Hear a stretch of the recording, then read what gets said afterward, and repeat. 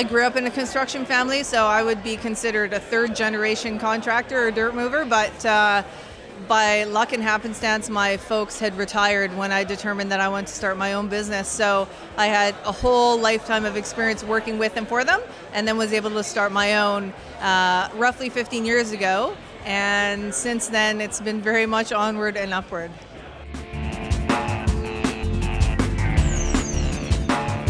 With respect to construction and getting more women involved, I think, first of all, I think women have to know that it's an open space and place for not only them, but their ideas to be heard. I think part of that comes with the male counterparts openly welcoming women. I think that's happening a lot more now.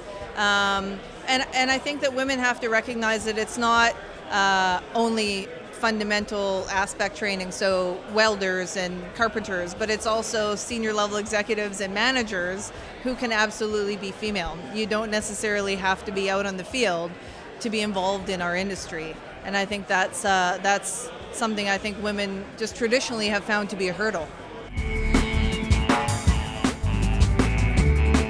I think the larger the company, the greater opportunity they have in terms of financing, and they're able to take bigger bets on future-proofing or adapting their business. The challenge is the larger they are, the slower they move. So those of us who are mid to small size, the difficulty is in financing those adaptations and potentially having the people around us to do so.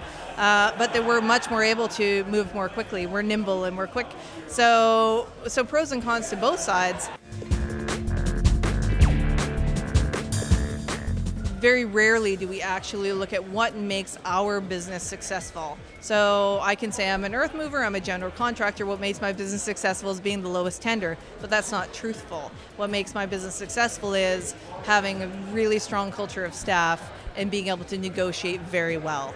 And so those are the two KSFs that we have. So when it comes to innovation, if I look at what can I do to increase those two things, just even a small amount, it delivers so much more value than looking at these innovations that, to my point earlier, may shift our AP or may shift some other kind of secondary thing, which actually doesn't transform the thing that we do best. I think too many people spend too much time trying to be the best at all things instead of the thing that really makes them survive and thrive. And my advice would be to figure out what those things are and focus on those very much first.